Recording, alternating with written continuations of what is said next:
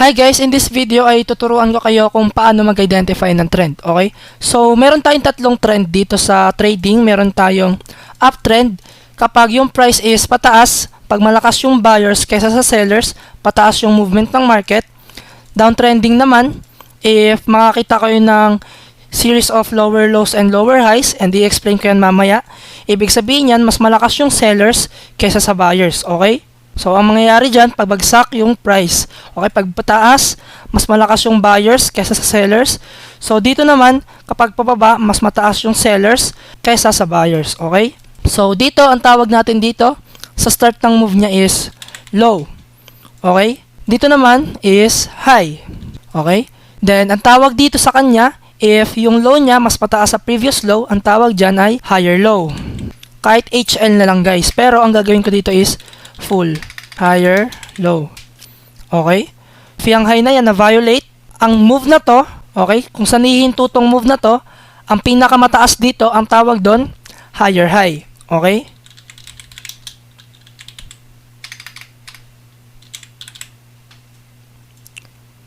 So, ganun din dito, guys, higher low din tawag dito, then, higher low, then if na-violate ulit tong high natin dito, ang magiging tawag na dyan is higher high. So, now, kapag uptrend, okay, pag pataas yung movement natin, tawag natin dyan, uptrend. Pag uptrend tayo, mas malakas yung buyers kaysa sa sellers. So, yung price natin is pataas, okay? So, makakita tayo dyan ng series of higher highs and series of higher lows, okay, kapag uptrend.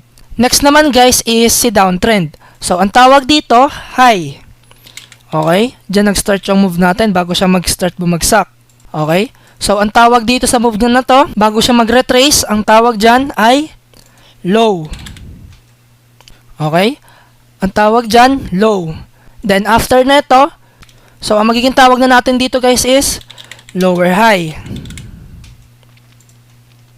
Okay? So, ang tawag naman natin dito, if na-violate na tong low natin dito, is lower low, okay?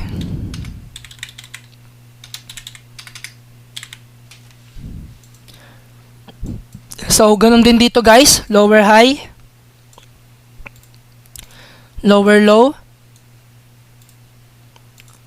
lower high, okay? The more na na-violate tong low natin, ang tawag doon, lower low. Then, if di tayo nakakita ng any violation dito sa high na to, ang tawag dito, lower high, okay? Lagay natin to, lower high, then lower low. Okay? So, yung isa pa nating trend is si consolidation. So, kay consolidation guys is choppy lang siya. Ano lang siya? Sideways movement sa market. Equalize tsaka equal lows. Okay? Ang tawag dito sa ganito is consolidation. Okay? So, tawag natin dito consolidation.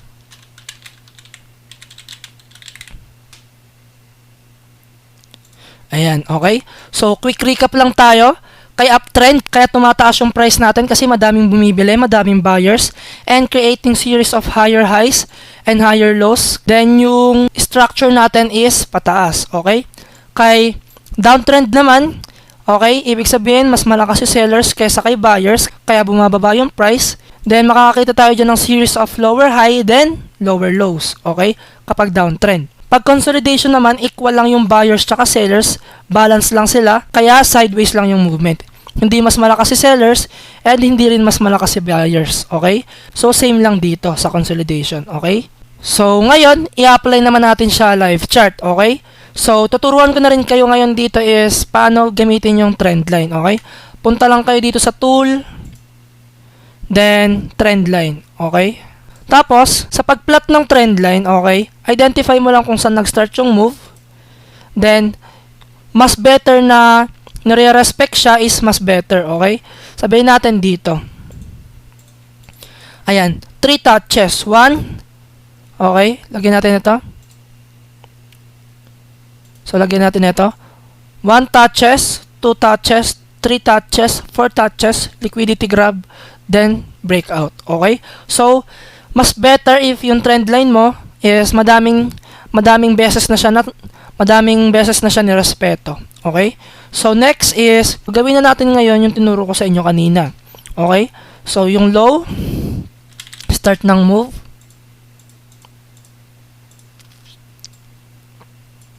high, yung pinakamataas ng move na yon.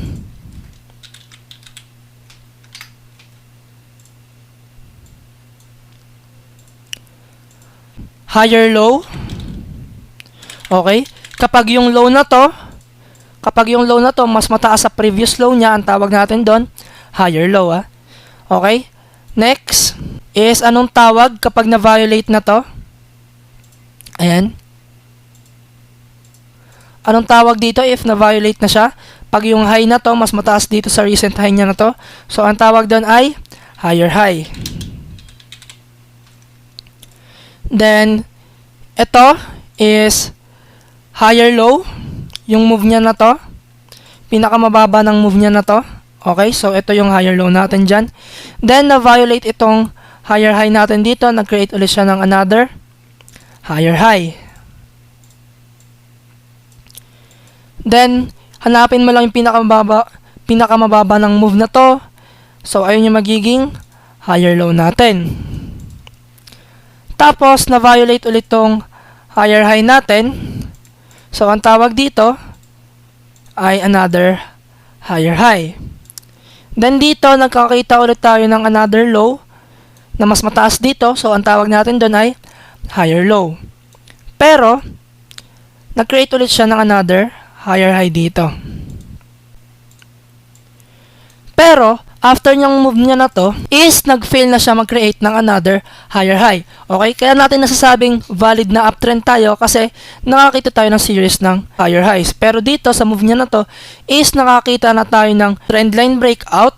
Then, mamaya ituturo ko yung break of structure. Wait nyo lang. Nakakita na tayo dito ng trendline breakout. Then, na-violate na tong higher low natin. Okay? So, from uptrend, mataas na yung chance na magiging downtrend na siya. Okay? So, from uptrend, so start ng move, high, higher low, higher high, higher low, higher high, higher low, higher high, higher low, higher high. Pero, na-violate na tong higher low natin dito, then, nag-start na siya maging downtrend. Okay? So, ipa-plot naman natin ngayon si downtrend. So, hanapin natin kung saan nag-start yung move. Pwede na natin itong i-consider, pero dito lang tayo mag-consider. So, ang tawag natin dito ay high. So, anong tawag natin dito, guys? Low. So, pwede pa rin natin to tignan. Yan, low.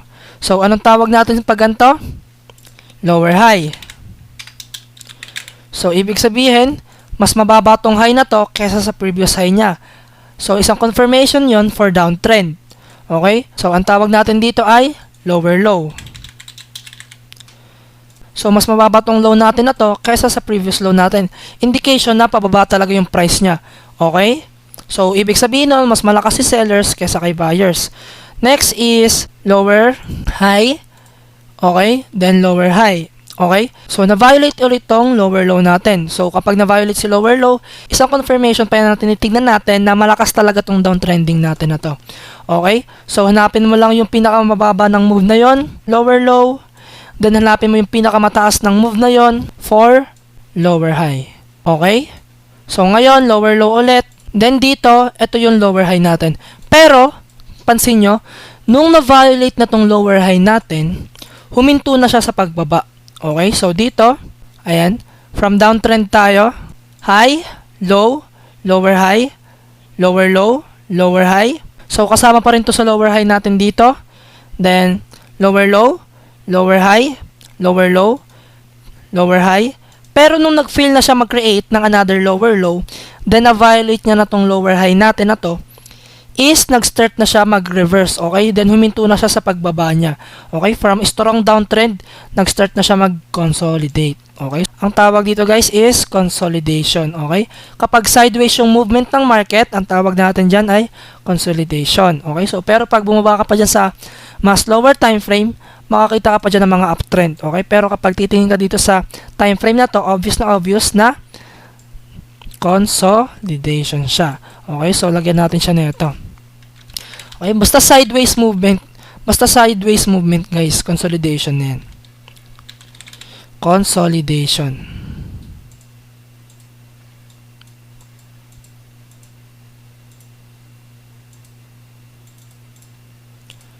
Downtrend.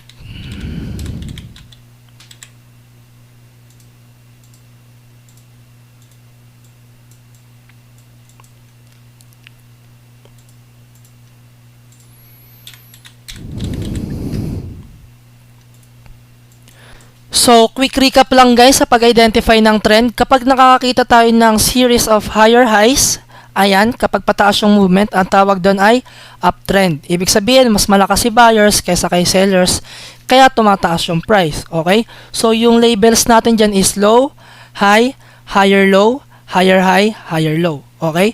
The more na nakakakita tayo ng series of higher highs and higher lows is uptrend siya. And sa downtrend naman guys, if nakakita tayo ng high, low, lower high, lower low, lower high, lower low, if nakakita tayo nun ng series of lower lows and lower high, is downtrend siya. Okay? Pero, once na may ma-violate ng lower high, which is ituturo ko for market structure sa susunod na video, is wait nyo na lang din yun.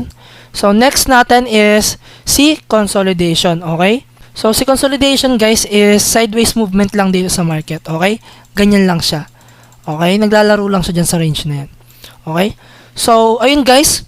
Naturo ko na yung trend, yung uptrend, downtrend, tapos consolidation in this video. Sana madami kayong natutunan how to identify trend. Okay? So, yun lang muna. Bye-bye!